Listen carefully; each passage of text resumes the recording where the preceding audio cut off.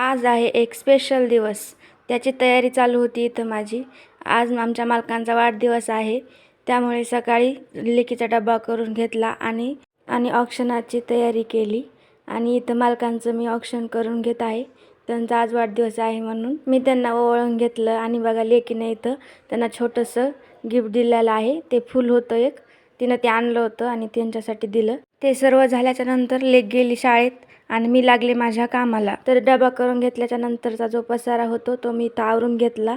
आणि आज आमच्या इथं स्पेशल बेत होता दालबाटीचा, त्याची तयारी करायला घेतली. मालकांसाठी हे माझ्याकडून एक सरप्राईज होतं.